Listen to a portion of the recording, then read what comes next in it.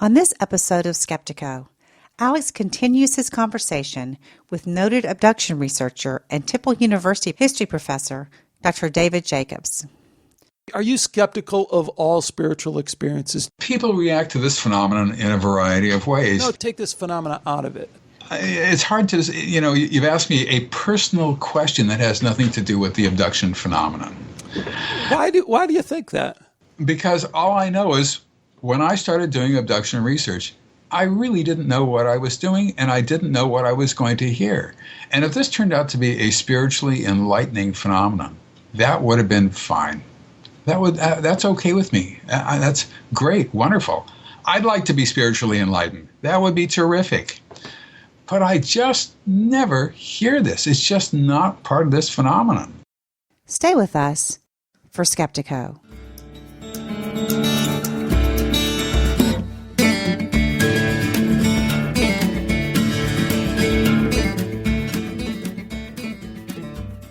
Welcome to Skeptiko, where we explore controversial science with leading researchers, thinkers, and their critics. I'm your host, Alex Tsakiris, and on this episode, part 2 of my interview with alien abduction researcher Dr. David Jacobs. Now, if you haven't listened to part 1 of this interview, you might want to go back to the previous episode of Skeptiko and give a listen, especially to the introduction, which kind of frames up the whole discussion of alien abduction and why we should even take it seriously in the first place, and why we might want to look at it from this extended consciousness perspective, which then leads us into this divide between those who think that alien abductions are some kind of spiritually transformative experience or are akin to some kind of shamanic initiation, and those like Dr. Jacobs who see this as a criminal act, an abduction in every sense of the word. So if you have those kind of questions in terms of how all this stuff fits in, suggest you go back to the previous episode. If you've just stumbled into this interview and you don't mind jumping in the middle of things, then go head on. Here's the second part of my interview with Dr. David Jacobs. There has to be some objective way of figuring this stuff out. We can't just take it on face value that, gee, your way is the right way. This is a difficult question to answer because there isn't a number of people who've come forward with the actual techniques that they used. I'm writing a book on methodology and of abduction hypnosis. This is the middle book that's already basically finished. And you'll understand exactly how I work and what I do and the problem of confabulation, the problem of the first session that you use with a person, the problem of the second session, the problem with the third session, problems with the fourth session. They're all different, et cetera, et cetera. Let's just take the word trauma, which everybody focuses on. If this is a phenomenon that began in infancy and continued with frequency all the way through to when the person is 40 years old and they come to me, and they've had an abduction, let's just say the night before, and let's just say a week before that, and a week before that, or whatever, however many it is, the question then is, how traumatic is this phenomenon that has been part and parcel of their lives since they were children? And what I found is that, yes, it is traumatic, but the trauma oftentimes comes not just in it happening, otherwise these people would be wrecks. It comes in remembering what happened. That trauma tends to leave relatively quickly after the second or third session. And there are psychological ways of putting into effect, how can I put it, barriers to that. Now, let's put it this way, helpful suggestions to avoid that. And consequently, the word trauma has become a watchword for the abduction phenomenon as a whole. In fact, when people come to me for 10 sessions, 20 sessions, 30 sessions, over the period of months, I've been fortunate enough to work with people for years and years and years and years. They understand what's going on. They get it. They know. They know how long it's been going on. We've done stuff from when they were children and they're adolescents, and now they're 60 years old, and it's, they become like scientist observers in a sense. They're reporting back. They know what is happening. Now they are trying to figure out exactly their reasons. They're trying to figure out, they're trying to be more precise in what they're thinking. I do things on a logical and chronological kind of level so that I'm not injecting anything into them. And in fact, I've done experiments with them. I've told them, I say to them, what you just told me about this event sounds like a dream. This really sounds like a dream. I don't think this happened. I think this is a dream. And then I'll say, just before I do hypnosis, I'll say, this is a dream. It's a direct command. When I do the induction, which is a simple relaxation induction, and I start asking questions, they couldn't care less about what I just informed on them of, that this is a dream. That doesn't mean anything to them at all. All they know is what happened to them. And I start chronologically. I also know that areas of confabulation are all over the place. And there's two number one areas of confabulation. Number one, description of aliens. I don't ask people what they look like anymore. Not until later. Not that I'm interested, I am interested. I will ask certain key questions that don't have to have them confront the face of an alien, but I know that they've confronted the faces of aliens all their lives. But when they tell me, for example, I remember he was wearing a mask or a hood over his face so I wouldn't see him, and because he didn't want me to be frightened when I saw him. I've heard that a whole bunch of times. It doesn't make any sense to me. They've seen these beings hundreds of times, perhaps. You mean to say the one thing they remembered is when they had a hood?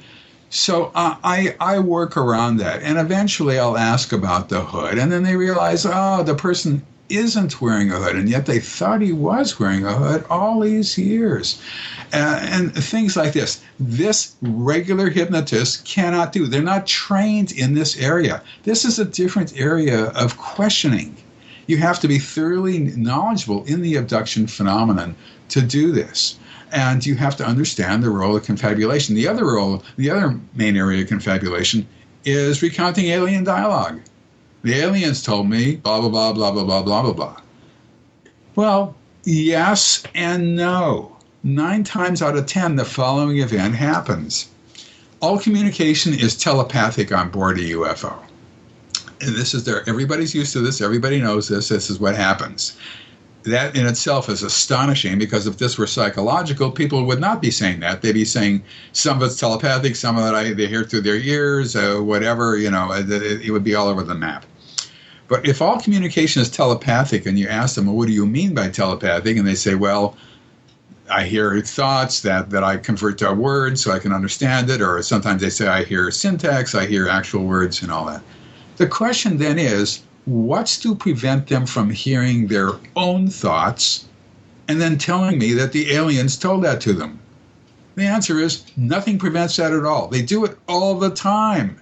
It's up to me to understand this is confabulation. This is confabulation. A lot of people who do this kind of work don't get that. They don't understand that. They have not been, there's no training period for this. There's no standardization. There's no standardization methodology, I should say. What I do is logical and chronological. That's all. And I think it's fantastic that you're writing a book on this and that you're going to be publicly open about your methodology, because I'm sure a lot of people want to see that. I think you'd have to realize that, anyone looking in at this from the outside would say, hey, that's great, but why does this guy think his methodology is so airtight? Or why is his methodology, which hasn't been subjected to that kind of scrutiny that we're just talking about, the only way to go? And let me, if I can, just reintroduce this part about the spiritually transformative experience, because I appreciate where you're coming from and that's not your thing. Fine. I'm not so willing to accept that Janet Colley or Mary Rodwell in Australia, who's a nurse and does alien abduction work with people and just kind of stumbled into it because people came in. And hey, there's a lot of people out there that experience life trauma around these issues and are seeking help. And it's great that you're out there, and it's great that as many people as possible are out there, because let's for a minute step back and say what has been the usual situation, that somebody walks in and seeks help or counseling, a therapist on this, and begins to tell them that they think they've had this experience, encounter with another, and they're said, hey, you're crazy. That doesn't happen. Take these drugs and go away. So let's put this in context and say at first we at least need therapists, counselors who are open to hearing these people's experiences. And now we're really kind of hashing out the details and the methodology and what we get out of that. But what I wanted to bring back on the table is, when I look at near-death experience science like I was talking about, I really have to separate it. And I have to separate it and say, okay, what's the hard science published work that we have that suggests that consciousness survives death, and you just have to look at that separate. And you say, okay, that's pretty substantial. Then you look at the actual experiences that people have as they report these near-death experience encounters. Man, let me tell you, David, they are all over the map. They're crazy. They're Jesus, Buddha, morphing into this, leopard, all this crazy stuff. The problem with just kind of blowing past all that is these are hyper-lucid, most important experiences these people had at a time when they didn't have a brain. So I wonder, as I take that kind of sensibility and I look at the alien abduction phenomena, there's something that is appealing, I have to say, and also just kind of rings true about some of the spiritual aspects to that. And there's also a certain bias I guess I have when I hear you talk. Some of that I really buy into. I like the hard methodology. Just give me the facts. Try and ferret out. Try and, I don't want to say deceive people, but try and, trick people into not tricking themselves kind of thing. But I also say, wow, is that somehow shaping the experience into something that we is more digestible for us and easier for us to understand, when in fact we can't really get all the way there and trying to bring it down to our reality. Any thoughts? Well, let me answer that in this way. When I was young and dumb, and I started doing this research and I started accepting everything that people told me, I fell into traps. I believed what was not true. And I learned it was not true later on, and from the same person. And I had believed it to be true. And once I realized that people say things that are not true in the abduction phenomenon. I'm not talking about near-death experiences.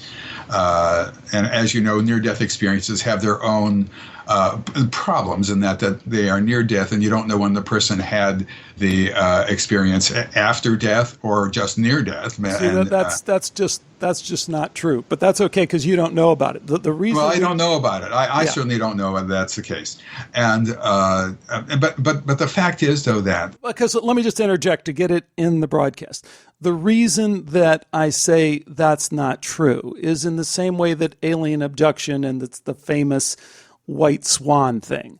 It doesn't matter if you have some kind of wild, really medically unsound explanation for 95% of near-death experiences.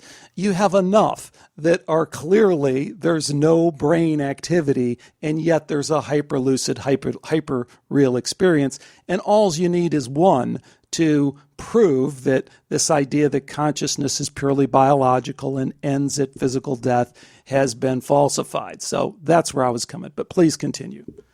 Okay. But the fact is, though, that let me get back to my mainstream of thought. It's not that I was tricked. People said things that were not true to me, and I believed it. And when I realized that this had not actually happened, as the person later on in doing the same event again told me, I realized that I was an idiot. I was accepting things as fact that were not fact.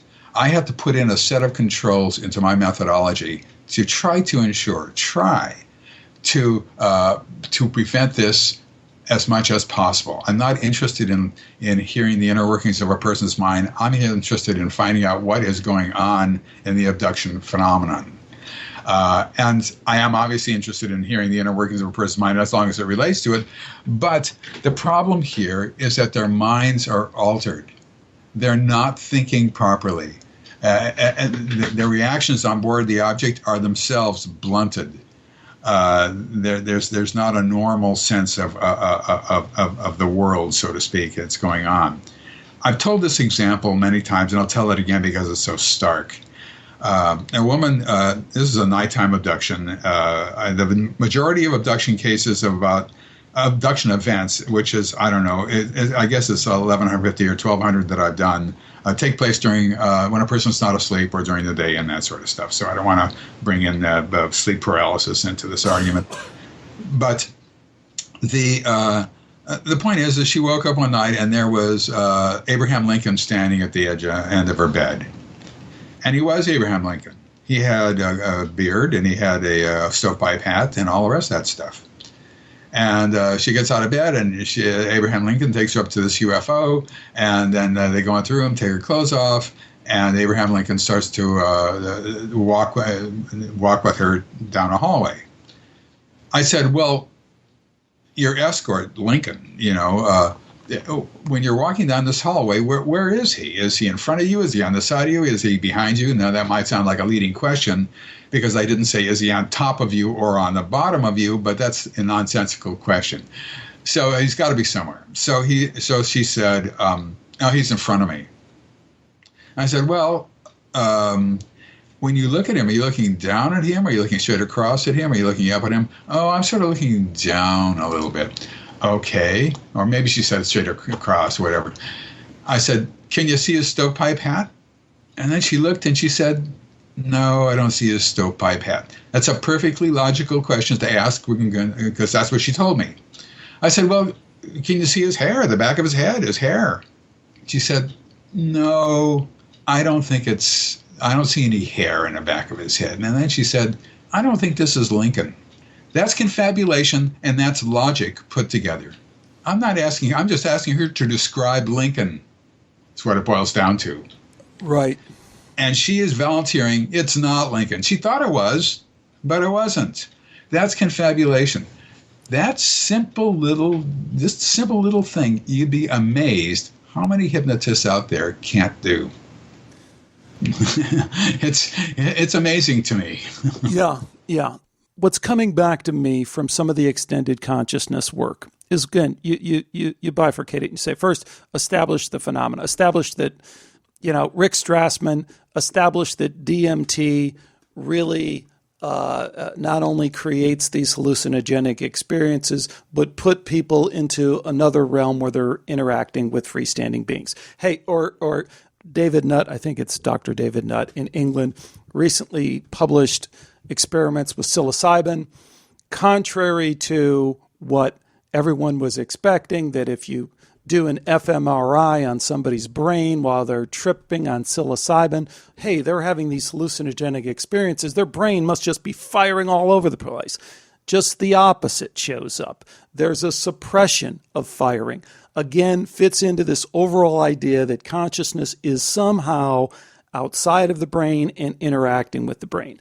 Once you get there, though, in the same way that you're talking about, kind of presupposing or imposing somebody's will on it, you understand that consciousness then becomes this very funny, strange thing outside of the human brain, and we might not be able to pin it down in every sense, although we have to try because it's the best consensus reality technique we have, but we might not be able to pin it down to this hard and fast reality. So that's what I keep pushing up against when you're telling me this. I don't know whether it's real or not. I guess one of the questions I have is, put on your researcher hat, your academic hat, how would we maybe devise some simple experiments to test this? Let's say we had a willing abductee who's willing to publicly subject themselves. Maybe they keep their identity and they do it in shadow or whatever,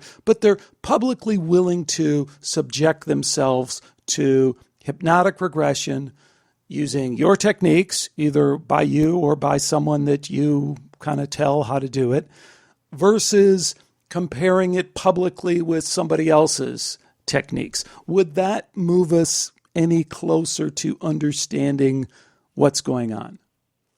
And would you be willing to kind of somehow or other, I don't even know, I'm just making this up, somehow or another participate in helping that happen if I was to set it up? Well, I don't know.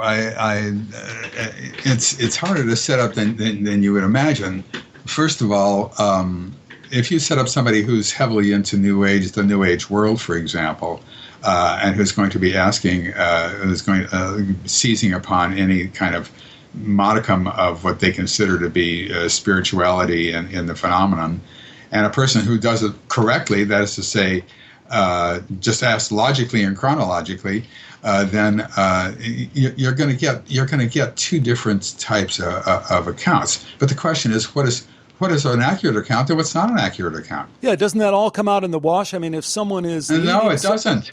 Well, but if it's public, and someone hears and says, and someone can say, oh, wow, there you're trying to interpret that as somebody saw Jesus and they should have asked this and this and this. I mean, in that sense, it comes out in the wash because the whole thing is video recorded and or transcribed, and someone can say, that's the mistake, here's what you should have asked. Well, I suppose something like that might be helpful. I'd have to think about doing something like that. The thing is that when you do this kind of research, I'll tell two things if I can remember the two things. Number one, a person who was heavily into the New Age, and number two, the controls. Let me do number one first. I once had a person who was extremely New Agey, and she traveled on the astral plane, and she'd done this and she'd done that, she talked a New Age sort of lingo that was very difficult for me to even understand, I must say.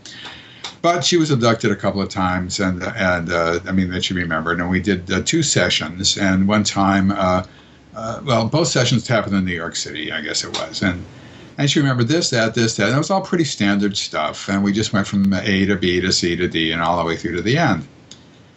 And then she wrote me a letter and saying she was never going to come and see me again because she didn't remember what she wanted to remember and how spiritually uplifting this was and consciousness raising and all the rest of that stuff. And she and that's not what she remembered. And it was my fault because I was leading her chronologically through her event and asking those logical questions based on what she was telling me.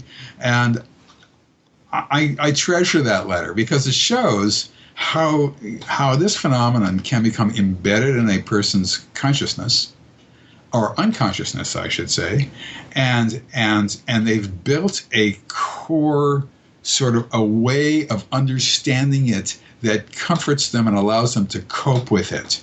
And what I had done was I had not tapped into that coping mechanism and reinforced it for her, and so she never came again. But it showed me that I was on the right track, that I was doing something right. Now here's the controls.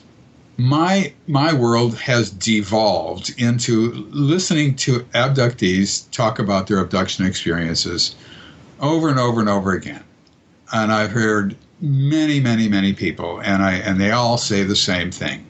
And it's in certain detail, and I start at the beginning. Where were they when this happened?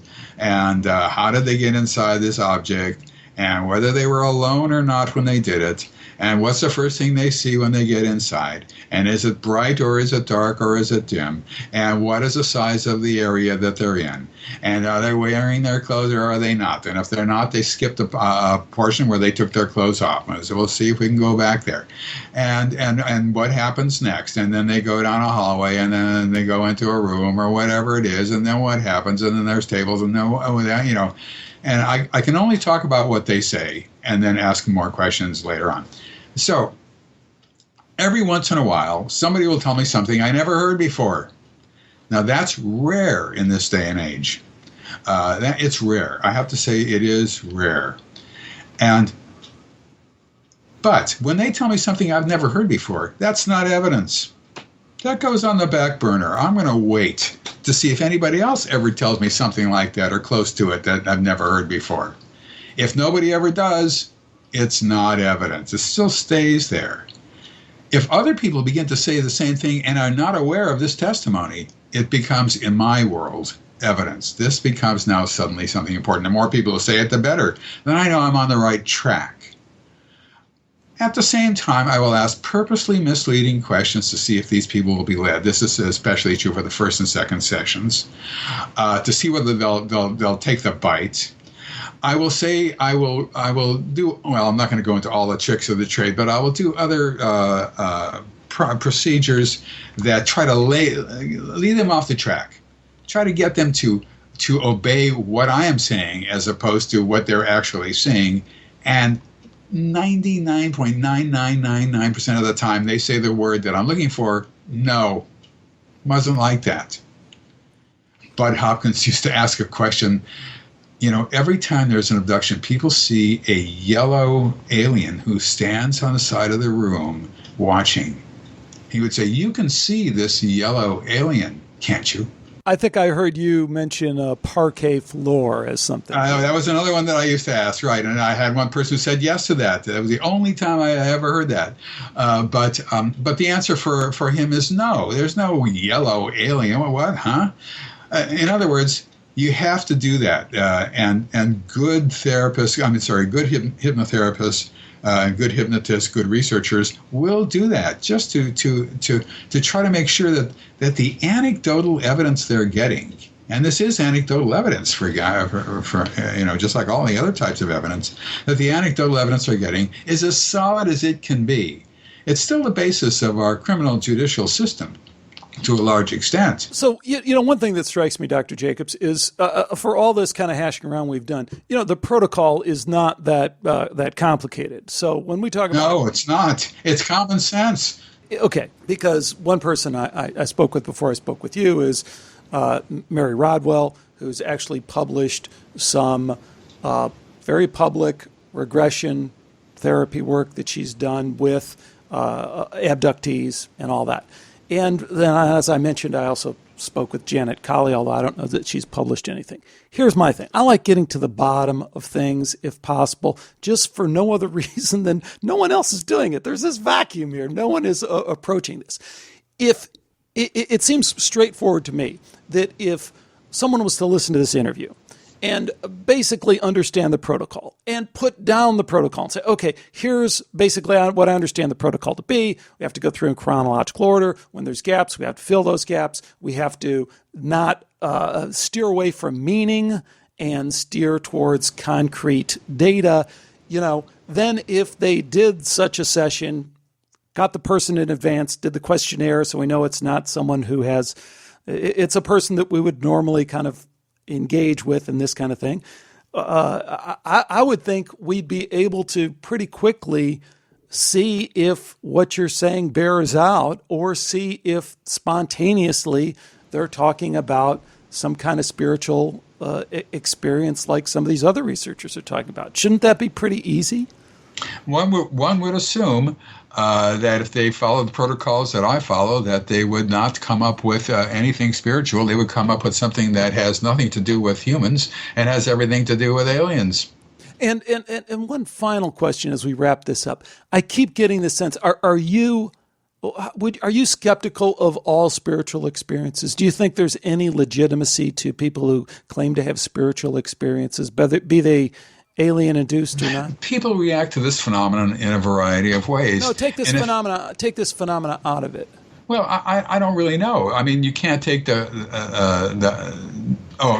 the abduction phenomenon. Yeah, take the abduction phenomena out of it. I get the sense, like when I listen to, I don't know your opinion on it, but when I listen to Bud Hopkins and some of who again tremendous, both you and he, I don't think we can adequately thank you enough for doing this work, hard work with, sure, you sold some books and maybe you stood up there on the podium, but I think you survived a lot more arrows, both in the front and the back, than anyone will ever appreciate.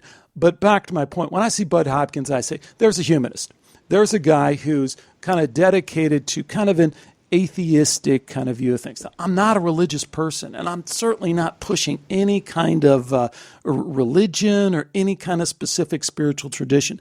I just come at it from the data, and I say there's a reality to these unity consciousness experiences that people have had throughout time, reported throughout time, in every culture, and in every way we can measure it. There seems to be a reality to it. But I get the sense that Bud Hopkins and people from that humanist side just are really not, either haven't looked at the data with this kind of a willful ignorance kind of thing, or are just really closed into a worldview that doesn't really allow for that. And I guess I just have to ask where you're coming from on that.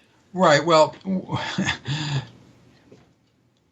I'm not coming from, it's hard to, you've asked me a personal question that has nothing to do with the abduction phenomenon. Why do you think that? Because all I know is when I started doing abduction research, I really didn't know what I was doing, and I didn't know what I was going to hear. And if this turned out to be a spiritually enlightening phenomenon, that would have been fine. That's okay with me. That's great, wonderful. I'd like to be spiritually enlightened. That would be terrific. But I just never hear this. It's just not part of this phenomenon. I didn't have any dog in the fight, so as Clinton used to say when I first began this. I was a neophyte. I didn't know what to expect. And it wasn't just a few years before when I thought the abduction phenomenon was really basically a psychologically induced phenomenon. And so, you're asking me to answer a question that does not relate to my research. If people were having spiritual experiences from this, fine. I have to push back. Now, I think it's relevant in the sense that we're talking about these two camps, and one camp says there's these spiritually transformative experiences. I think it's relevant to say, has the evidence that you've amassed through not only your abduction research, but your overall life experience convinced you in the reality of spiritual experiences? That seems to me to be extremely relevant because we all have our worldview. I just shared with you why I'm convinced of the reality of that, but then I am going to look at things in that way and can be expected to, but you can kind of push me away from my thing. Just show me the evidence that isn't true. So I don't know. Well, I think it's important because I think if we're talking about are these spiritually transformative experiences, if someone's coming at it and say, well, I don't think there's any such thing as a spiritually transformative experience, I don't think those things happen, I think that's relevant. It's not so much relevant for me. Other people have had spiritually transformative experiences, and that's I can agree with that. That's fine. In other words, you're not going to pin me down here because the way I look at it is through a social scientist's eyes. That is to say, I'm trying to find out exactly what happened, what's happening, and why. So far, people have not told me about spiritually transformative experiences, given the fact that they've been abducted since they were children over and over and over again. Well, I think you make a strong point with that. And I also think, let me add that I also think you make a very strong point when you talk about the inherent deceptiveness of the phenomena. And I think we have to appreciate that because I'll tell you my position. I see a lot of disconnect between the idea that these are spiritually transformative experiences with the the experiences that are, more in the realm of what we generally associate that with, somebody having a near-death experience or some kind of spiritual awakening that have been reported a long time. I don't see the parallels that a lot of other people see. And when one of the things that I focus on is this idea of deception. You really don't find that in the spiritual literature or the unity consciousness literature. There isn't someone who's deceiving you in that way that is clearly part of the alien abduction phenomena. Now, that might not be something that you're interested in, but I do want to make that point because I think that clearly comes out of this, is that there's this mind-altering aspect of it, but there's also this deceptive aspect of it that you talk about. Yes, there is that. We're talking about a few different things here in a way.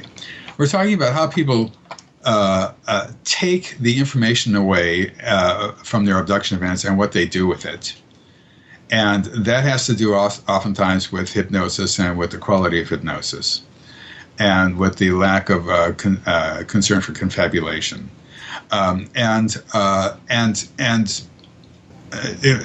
That will obviously affect people. If people find comfort in that, fine. I'm not about to disabuse people who by telling them, "Oh, you're wrong," or anything like that.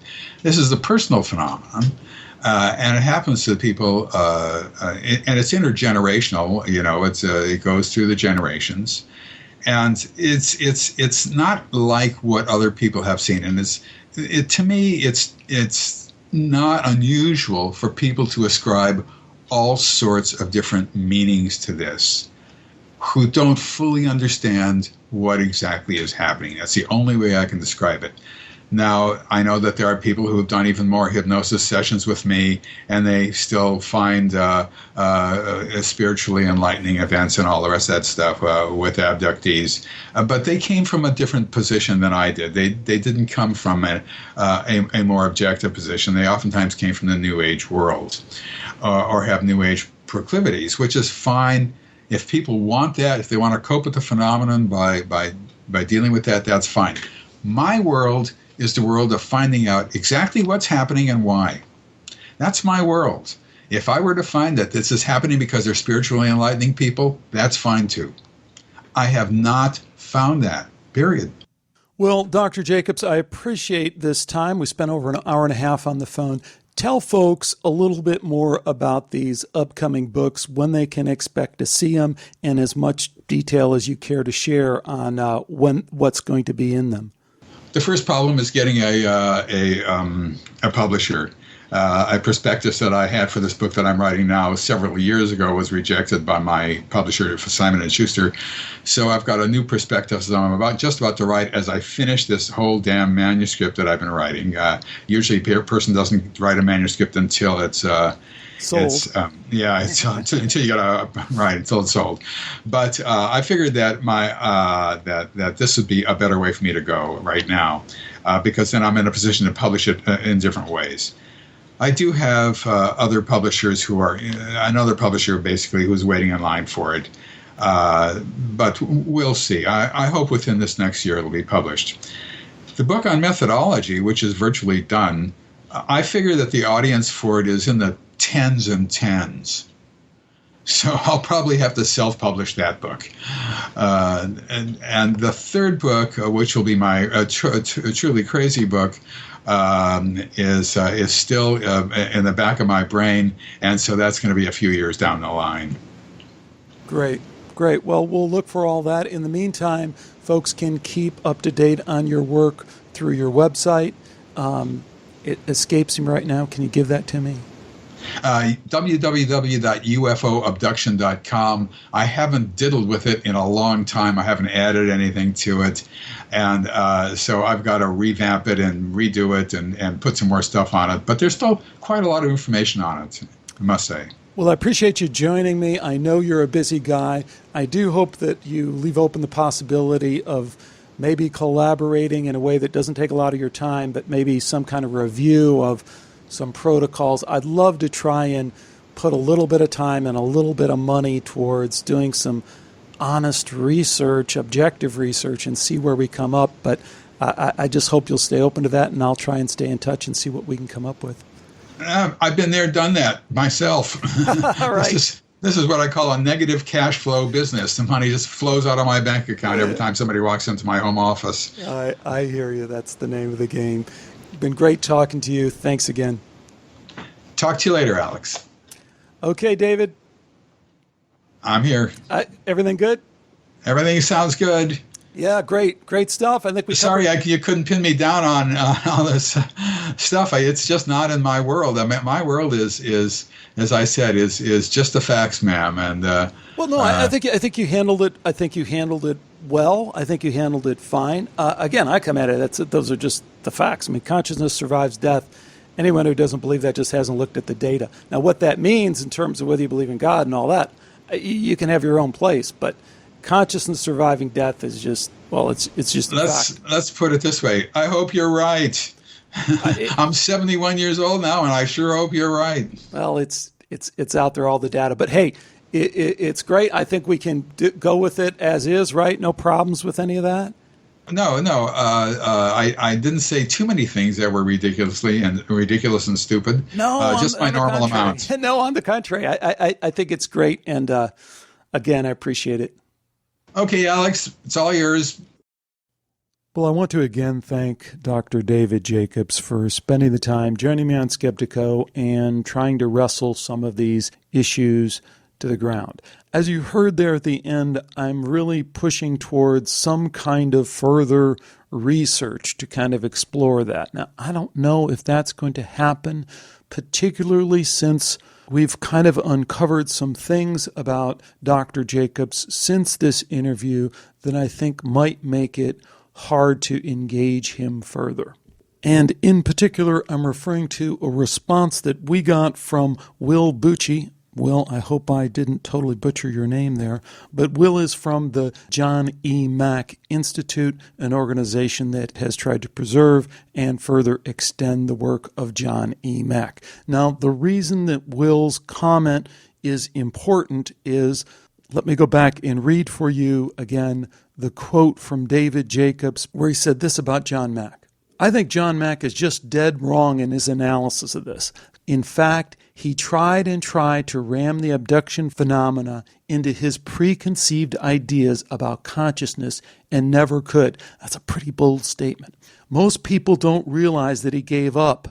That's a factual statement that I think is proven to be incorrect in what we've discovered.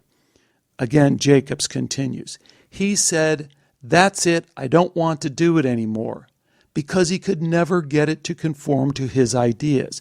2 years before he died, he stopped doing abduction research altogether. Again, a factual statement that I think is incorrect. He closed his peer group at Harvard and told Bud Hopkins that maybe he'd been a little bit too gullible. He could never fit it into what he wanted to be. Now, we did some digging, and I want to read for you part of the reply from Will of the John Mack Institute. Here's part of what he said. To your inquiry, Jacobs' repeated claim that Dr. Mack gave up his interest in alien encounters is simply false. Lists some facts. First, he points out that even though Dr. Mack had wrapped up his alien abduction research a few years before his death, he continued to speak and write on the subject, as well as consult with experiencers who saw him up until his death in 2004. This fact is also confirmed by a Vanity Fair article that places Mack right in the center of one of these support groups just a month or two before his death. So I think that part's pretty well established. Then he goes on to explain why he wrapped up his research, and he gives several factors, including the fact that he thought he really had amassed enough at that point and published several books. And I think, like a lot of people, when you've been in a topic for a while, you can understand someone reaching a point and say, okay, that's it. I've done it. I don't really have more to say. Actually, a point that David Jacobs is pretty close to reaching himself. So I think that's totally understandable.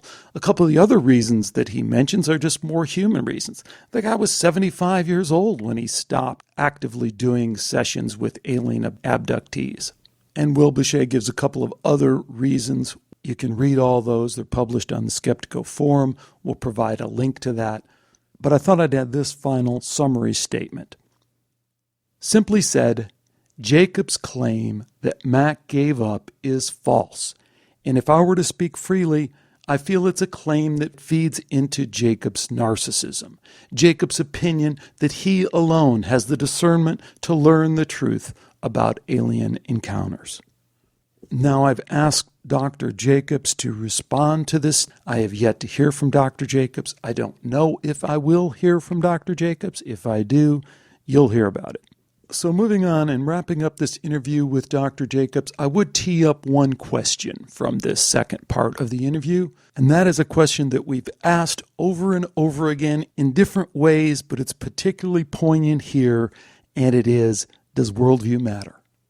If you're a social scientist, humanist, code speak for atheist, and you don't really believe that people have these experiences, extended conscious experiences, spiritual experiences, if you really believe deep down that that stuff doesn't really happen because that's how you've been trained and that's the party line that you have to toe, does that worldview affect your research, affect your science?